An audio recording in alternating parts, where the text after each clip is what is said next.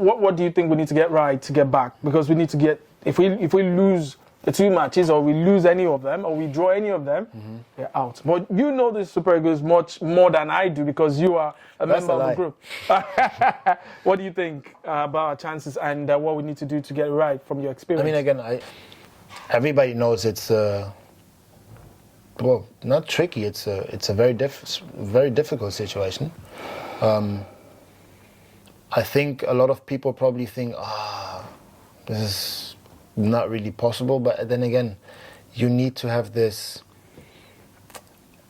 I don't mean entitlement, but you need to have you need to have this confidence, supreme confidence. If you are playing for the Nigerian Super Eagles, we're top of Africa. We need to get back to the top. We need to earn that again, that we are really being, I mean, we still have the reputation, but we just need to back it up with performances.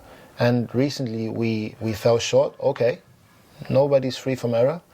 There's, I think it's 6 games left, right? Yeah, 6 games. So that's 6 chances to make it right. So why not go in there with supreme confidence? The players, I mean, look at the names. All right, thank you for joining me on AY Sugar Nigeria Lifestyle Channel. My name is AY Sugar.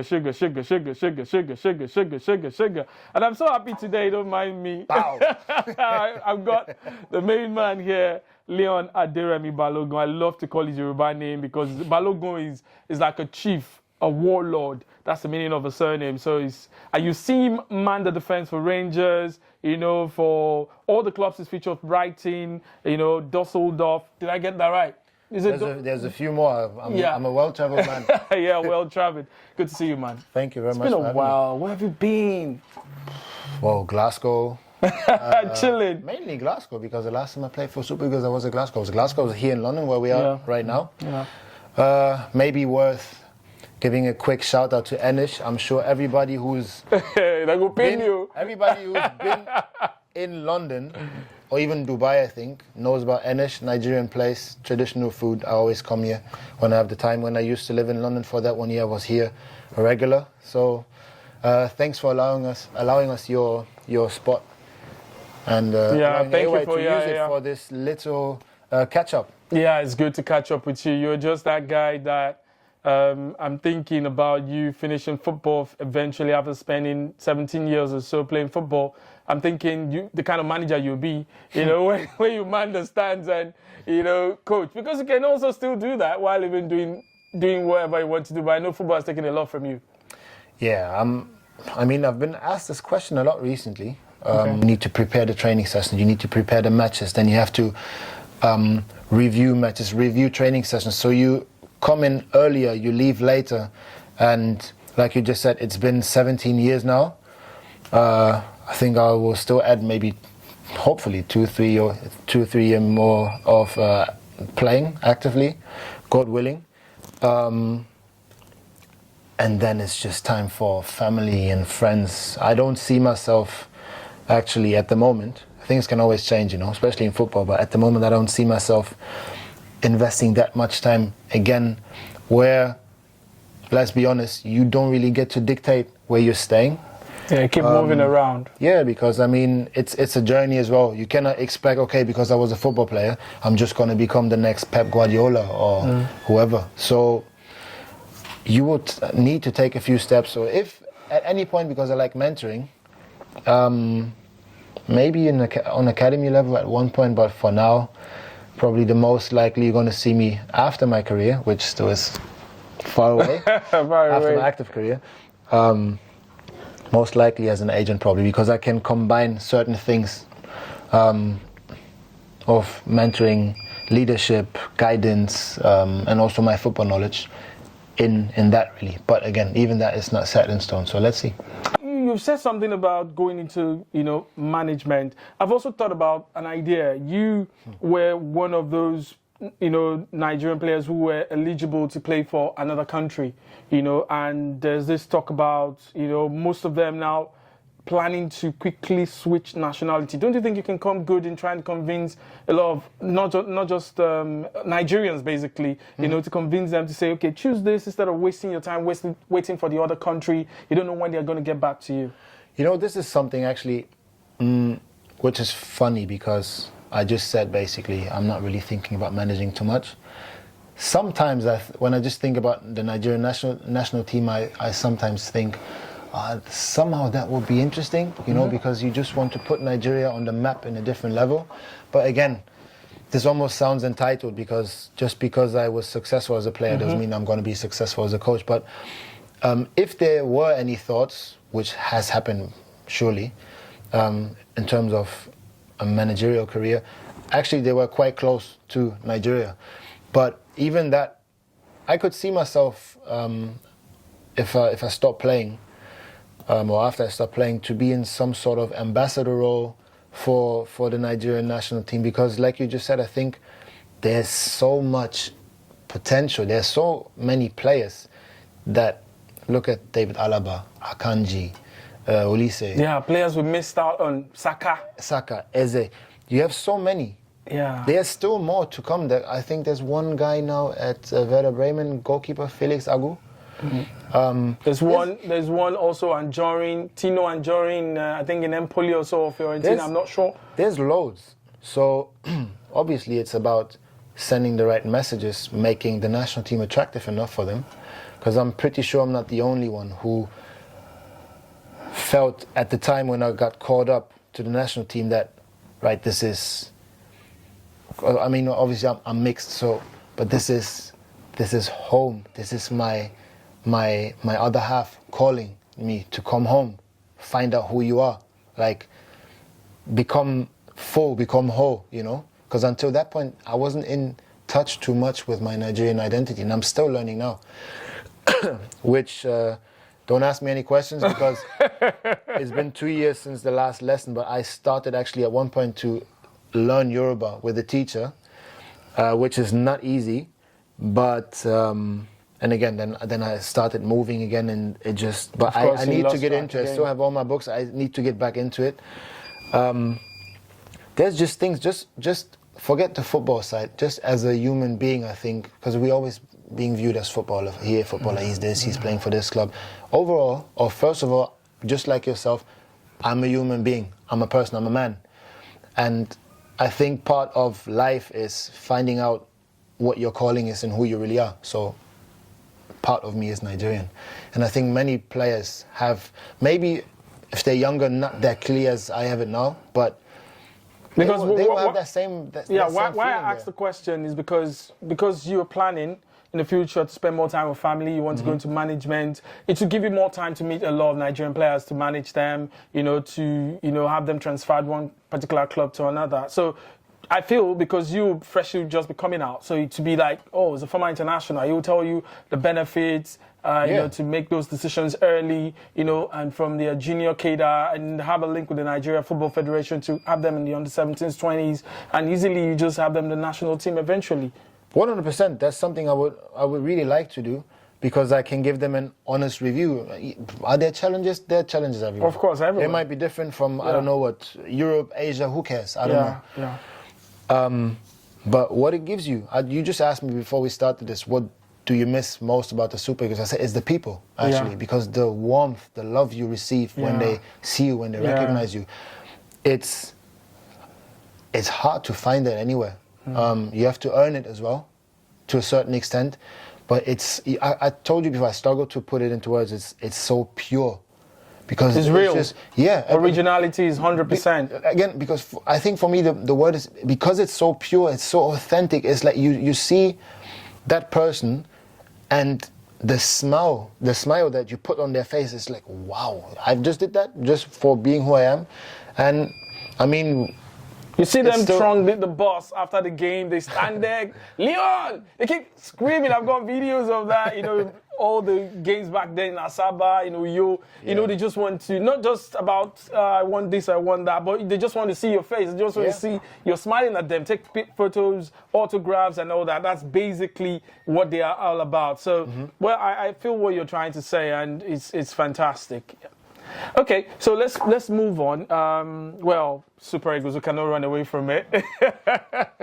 The Nations Cup got to the final. You were not part of the group then, but I know you supported. I saw a number of your tweets backing them, you know, and you've actually said the question already. What do you miss most about the team? About the team, I know you've talked about the fans. Just the vibes, basically. It sounds like family, and, you know. That as well, but obviously I know there were a few things during AFCON, I think, or in preparation to it, where they were like, are the players focused enough? But forget about all that nonsense. Also, there's a lot of noise always from outside, and just in the group, it's just, the atmosphere is just, you have to be there, you know it, because you are there. Definitely, yeah. So, it's just a different feeling, and I'm not going to sit here and act like it's always been super easy for me. I had to get used to it because, again, my other side is German, and there, you know, everything is quite very strict. And this follow official. I had to get used to a few things, but once I understood, it's just, you go there and you're just like, let me just enjoy life small, you know. Small. Just a little bit. Sometimes more than that. But it's not about, and this is not about, I don't know, things you do outside of football. No, even just in there, because I've learned that a lot through the national team as well, that obviously if it's training, if it's game time, no nonsense. But around it, and it's not that I'm super stiff or whatever, but compared to a lot of the boys there, or most of them, in the beginning probably I was. Because that's just how I learned it, but it's just they taught me just to sometimes let go a little bit more, and it's not bad to be more relaxed even than what. And feel at home. Like you don't have no troubles. Yeah, literally. Because it's that small little. So you always bubble. look forward to that invitational, that windows for qualifiers. You look forward to it back then. Always wanting to join the group anywhere in the world and all that. It's almost like you still are there to compete. It's still about football, but it's almost like a little escape because of how it makes you feel over there. And then again, that goes hand in hand with the people. And then you said before, like fans, I'm not even talking at the stadium or after. I'm talking literally, if you walk sometimes through London and there's loads of Nigerians here, and sometimes they do recognize you. If you're in a shop or just on the street, you just get... Are you Leon Balogun? Not Leon with this. And I'm like, wow. You know, and I'm with friends or I'm walking with my girlfriend and they're like, what was that? And I say, yeah, he's just a Nigerian fan. And I'm like, my God, they're so nice. And it's like, yeah, crazy, very right? Nice, yeah. So, yeah. And that together is just something I've missed it a lot over the past, 2.5, 3 years. So, even if you go away, I mean, if we're in the UK, you can almost say it's like a home game.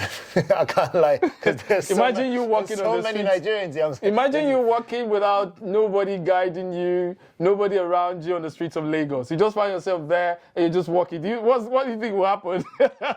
I'm still to experience that because I've never spent time in Nigeria. Like I have this in my agenda. Is there, priority list high up, to go to Nigeria with my father actually. Because I think I told the story before as well. There were a few things within the family why he always thought, okay, it's not the best idea, it's not safe, but things change, and I would love for him to take me to where he's from, actually, to Ejigbo. So, Ejigbo in Lagos, almost Ejigbo in Leon. So Ejigbo there, actually. Yeah, so, I know. It's a suburb in Lagos where they speak French. You know that? You know they. No, you mixed up the place, I think. Oh, where's that? Ijebu-Ode. Ijebu-Ode, hey! That's where he's from. Ijebu-Ode. Okay. So yeah, I always get stick for the way I pronounce it. And one person says it's like this, another says it's like that. Okay. So I just say it how I say it. I've got a lot of questions. You got me eventually. Yeah. But yeah. I've got a lot of questions. I know you don't have time. I just popped into London. I had to catch up with him. It's not easy to track him down like he does attackers. You know, we'll talk about Rangers, you know, but let's talk about, you know, you watching your pair, you know, the famous Oyinbo War. Both of you made it very popular, winning the best player of the AFCON. How did that make you feel? I was very proud of him. I think he spoke about it afterwards. He went through a lot, actually, to be on the pitch every game, which is not not much or nothing short of a miracle, actually. I think he missed out the rest of the season for his club, but this shows you the dedication, which I think with him never was a question anyway. I think in certain players you see it in the way they are on the pitch. I think it's similar with myself. I can have a bad game, be poor technically, but I think the one thing you can never take away from me is I will try my best. I try my hardest, and Will is the same. And there's a few others, but I think he was a perfect example, a great leader for the group there. I think the sacrifice he made there in terms of his health probably helped to drag a few boys along as well when maybe there was doubt about himself or maybe about the performances of the group of the team as a total. So, and even fans, you know. So that was massive. I was super happy for him, because even leading into the tournament or just before, I think there were a few question marks if he's even going to be involved. So Phoenix raising from the ashes, I would say. Phoenix raising from the ashes. This is how we do. This is how we do. This is how we do. Well, I need to correct myself. A super ego. A super He's an ego rising from the ashes. I'm sorry, Phoenix. Okay. We don't do Phoenixes in Nigeria. Okay, certainly we don't. Okay, I've got, like I said, questions, but let's quickly travel to Ibrox Stadium in Scotland. That's the home ground of the Rangers. You left, you came back. First, we need to talk about that, because it was like, okay, they're not renewing his contract. Is he still going to give us 100%? And, well, he left, and barely a year back, I think, and he comes back, we was going to be sitting down. And the next thing, we burst into it. And the next thing is winning matches with goals. You know, what has happened? You know, you get old, and the older the wine, the finer it gets for Leon. Fuck, we can just end it right there. It's perfect. It's perfect. Typical Nigerian poetic as well. Nothing more to add. No, it was... I mean, me leaving in the first place was nothing I wanted. That was a decision made by the club, and you have to respect it. Went to QPR for a season, and the manager who brought me down to QPR, or down to London, was my assistant under Gerrard at the time when I was at Rangers in my first spell. But 3 months in, I think, just before the World Cup, just after the World Cup, he left QPR and went to Rangers, and then he brought me back up in summer, which for me was like, wow, I get to go back home, because that's what Glasgow feels like. And my agent always says I found my spiritual home. It's just, I don't know, it just clicks for me there. With the team, the fans, the club itself. I think the club itself, if you look at the history and if you look at my career, there's a lot of, setbacks, I think is fair. But you just go against the odds, and you stand up again, and you go again, and you get better, you get stronger. And that's just what I'm trying to do, and I really enjoy my football up there. It's not always easy in terms of weather, but the people are amazing, if you ask me. Scottish people in general, for me, very warm, very honest, very genuine. But it's just, I don't know, me and that, it just seems, like I said, it just seems to click. And I think you can see that then in my performances. And just in the way in general, I live my life over there. I'm just like, I try to move like your average person. Knowing probably I'm not, because you get to feel in Glasgow, like they will let you feel that, well, if they like you, in my case, thankfully, they do like me. But you will be recognized. It's a bit different than anything else I had in my career. And I can't lie, it's quite enjoyable. But I just try to move around it, or move with it as normal as possible, because that's always how I've always lived my life. I mean, in Nigeria, they always say, "Oh, he's the guy. He's always serious." I just try to be normal. I don't like to be normal. Caught, I like them. caught up in all this like hype. Oh, big name, big name. I appreciate it, but it's just it sometimes even makes me feel uncomfortable a bit, because at the end of the day, I'm just another human being, you know. And yes, I'm blessed with what I get to do. I do see that maybe I'm better than average, which is why I'm a professional. But again, there's always someone better. There's always someone bigger. So I just try to stay humble. And the people who really know me, the people who are close to me, who get an insight into who I am, they understand it. And then they see, okay, he's not just this serious guy. He's just like easy and trying not to be fazed by it too much, because you know what? It's going to be over like that at one point, and that's the reality of it. People are quick to forget. I might be remembered, of course, for certain things I've achieved, in other places more, maybe than, or in some places more than in others, but overall it's just, just stay humble. Okay, all right. I know you have a running contract with Rangers, so of course with my experience handling different players, international players, you don't like discussing another club and all that. But there's this rush to Saudi. We don't go just ignore them, say, we go collect retirement money for Saudi. How you see them? I'm not going to run away. I want to answer. What the response? No, honestly, if something that was right for me, and also have to think of other people, then definitely I would consider. But at this moment in time, it hasn't been on the card so far, but I can't lie. I think I'm known to be straight to the point, and obviously the money is a very big aspect in this whole conversation. I think they do really try to build something over there for, I don't know. At the moment, there's this, you said, I think it was last year or even the year before, where there was this big rush. I think they're building something. Yeah, for the 2030 World Cup, they want to just... I was going to say the tournament. Epitome and the end goal, probably they're probably working towards something within the next 5 to 6 years, hoping that this will then be a very attractive league. I don't know.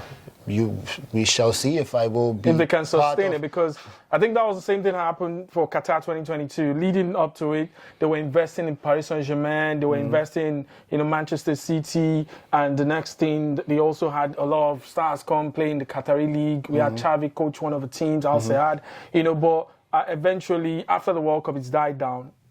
So the whole, come to Qatar is no more there. But I don't know. I think with the way Saudi is going, they don't just go for old players. They also want young players who are training. Look at the rush for Duran. Look at the rush for what's his name, Boniface. I didn't see that coming. And they've tried Osimhen, they've tried a lot of big players. Vic, I've not met him. We texted a few times on Instagram, but I think he's not going to be happy with the way that one went, rightfully so. I can understand him there. But I mean, again, we shall see if I will be part of that progress. I think Saudi is trying a different approach. So they really want to do something long-term and really establish a league where they say, listen, obviously we're not going to compete with the Premier League in the short term, but they want to get have up there descent, where people are actually saying this is a respectable league.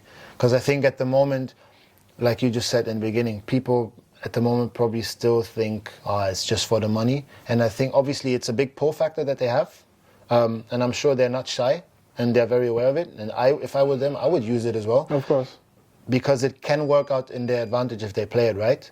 And then, I mean, why not? I think the world is big, There's there are lots of footballers, of course. But the question has been, in recent times, how it has been sustained. China did the Super League and crashed out. They couldn't maintain the big money that attracted a lot of people to China. Qatar has done theirs now. So we'll see what Saudi brings if they can really keep it. Yeah. Well, press for time. Back to the Super Eagles of Nigeria. The World Cup Qualifiers beckons, and Nigeria is not in the position Nigeria should be.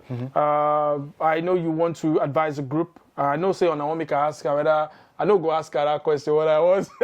I'm not going to ask him because he knows I'm a professional like him. He's also, if I ask him, he's not going to also answer me. He say, why they ask me this kind of question? You never know. You never know. That's me. You go like come back. I'm a politician. Oh yeah, you go like come back, Super Eagles. I mean, I said it recently. It's fair to say I was probably waiting for a call up. Obviously, there's merit, yes. But you always need to make sure that you have something to show for. There were times I didn't have anything to show for. There was a time where, unfortunately, kept being sidelined. Not my fault, really. Sorry. Go ahead. No, it wasn't really my fault, but it was an injury that again kept me out for a very, very long time, and it shouldn't have happened like this. That was probably that was my time at QPR basically, where I was in touch with Pesero back then. Like I said in this interview recently, it wasn't meant to be. Leading into the AFCON, I was probably hoping to make it in the squad because that was beginning of last season where I didn't play for the first 2.5 months, but then right when it gets interesting, leading into the AFCON, I was playing, and I was playing really good. So that hurt me a little bit not to be considered. But again, I made my peace with it. I said, look, if what's for me, God will send it my way, and that's how I looked at it. So I'm pretty much at peace. But again, down to what we discussed earlier, the vibe around the camp, just representing. And come to help the team. That is representing Nigeria. It's a huge honor for me, always has been. And I would like to think that people always saw that in my performances. Like, I don't come there to play games. Yeah. Obviously, I mean, I do come there to play football games, yes, but I'm not coming there to joke around. I take it very serious. So. And yeah, I mean, if it's in the cards, I'm all up for it. I just recently clarified that I never retired because I know that was a thing people were thinking. I've heard it loads. I don't interact with social media comments and all of that too much, but people brought it to me. So I just thought, you know what, let me just clarify it. I've never retired from the national team. So, yeah. That's the off-road selection. Here I am. Send me. Okay, so much we've actually, gone through with Leon Balogun, and he said so much. I wish I could still keep him, but of course he needs to get back to Glasgow tonight. So I'll have to pack my bags and get back to my base while he also gets back. The race for the Europa League continues. You guys did amazingly well qualifying. What are the prospects and chances for Rangers? You never know. I think I was part of that European run 3 years ago where we made it all the way to the final. Yeah. And I think we played Leipzig on the way there, Dortmund on the way there, and people thought Rangers, they're gonna be crashing out early. So it's a bit of a not surprise, I want to say, but it's open really. I think what are the next possible fixtures? We can face Fenerbahce, we can face Twente, we can face Bodo Glimt, or what's the fourth team? Anderlecht, I think. No disrespect, but I think those are all teams where I say, yeah, we have a chance there, So you never know what comes after that. So you're saying the chances of Rangers is bright? Bright is extremely. I'm always. I mean, that's something at this club. If you play for them, you don't go into a game saying, "Oh, tough." You might know, okay, it can be tough, but you go in there to win, and I don't think we have to hide. Okay, we'll go back home again. I wanted to talk about the national team qualifiers against Rwanda and Kigali on the 21st and 25th. We're playing Zimbabwe. We're not at the best position as we speak. I know that the NSC, the National Sports Commission, your man Shehu Diko is now the chairman of the Sports Commission Nigeria. Alhaji Gusso, of course, you guys are also close. He's the president of the NFF. What do you think we need to get right to get back? Because we need to get. If we lose the 2 matches, or we lose any of them, or we draw any of them, they're out. But you know the Super Eagles much more than I do because you are a member of the group. What do you think about our chances and what we need to do to get it right from your experience? I mean, again, I referred to this interview I've done recently with Brila. So everybody knows it's not tricky. It's a very difficult situation. I think a lot of people probably think, this is not really possible. But then again, you need to have this, I don't mean entitlement, but you need to have you need to have this confidence, supreme confidence. If you are playing for the Nigerian Super Eagles, we're top of Africa. We need to get back to the top. We need to earn that again, that we are really being, we still have the reputation, but we just need to back it up, back it up with performances. And recently we fell short. Okay, nobody's free from error. There's I think it's 6 games left, right? Yeah, 6 games. So that's 6 chances to make it right. So why not go in there with supreme confidence? The players, I mean, look at the names. There's no team that you have to hide from. It's just about ourselves. We need to focus on ourselves. I think the NFF has done a great job in getting a new manager in just in time, so he can do and scout, assess players, and then gets enough time. It's always short. It's always difficult for national team managers of any country to have a short time span and then prepare what they want to do. But I think he's blessed with a very, very good foundation if you just look at potential. And then I think he's been giving the freedom and the funds, the platform to implement what he wants to do. I would like to think, or I think this is what managers normally do, especially if they're short for time, because realistically, how much time does he have to prepare the team for the first game? A week? So he's probably not going to do too much of what he wants to do. This will be a process. And then again, you can only ask for everybody to give him the time that he needs. And then it's on the team to support him in that and move forward in a way where you say, okay, there's progress. And again, making progress doesn't mean it just goes like this. It will go like this, and there might be a little dip, and then you go again, because you have to regroup, you have to repeat certain things, you have to reaffirm certain things. But like you said, I've been part of the Super Eagles for what now? 10 years. It's actually it's 11 years in March when I've played my first game. That's a long time. And look, we've overcome a lot of situations. Yeah, situations. So we can still turn the tide. Definitely. I mean, again, just look at the names. Again, we had the same names before, and we got into the situation. And we can still come out. But those same names, with all the qualities they have, with all the quality they show on a weekly basis also in their clubs, it's about getting the best out of the players for the national team. And yeah, I'm confident in that group always, because I remember there was a time we just went into the World Cup qualifiers actually, leading into the 2018 World Cup. Mm-hmm. We had this so-called group of death. And now it's going to sound arrogant, but I think we earned that right back then. We battered Algeria. We battered Cameroon. Yeah, I remember. It was interesting. The toughest game was probably Zambia, and fair play to them. Especially the second leg where Alex Iwobi scored. I think recently you just posted it. Yeah, a photo. And there was a picture of me and Alex, because he made me cry with scoring that goal, because I was able to say, Mom, Dad, I'm going to the World Cup. But no, it's special, and those fixtures are big. I think one thing that should be an extra motivation for us as players is what I said before about the support and the supporters. Of course, the ones who come to the stadium, but also all the ones who just randomly see you somewhere in the street, and whether that's in Nigeria, London, Glasgow, wherever that is. If you think of them, that's always a bit of I actually had a moment before the Ghana game that actually kicked us out of the World Cup. But it almost made me cry when we drove to the stadium in, I think it's Abuja, in Abuja, and the masses of people and the hope in it. Like, it got me quite emotional, because it was overwhelming to see the masses and the way they support. So it was quite tough to take that day to go out with 2 draws. Yes. But again, what doesn't kill you makes you Have you recovered from that? It's 3 years, so I hope so. Okay, I want to continue, but I can't, because we have to go. Thank you so much.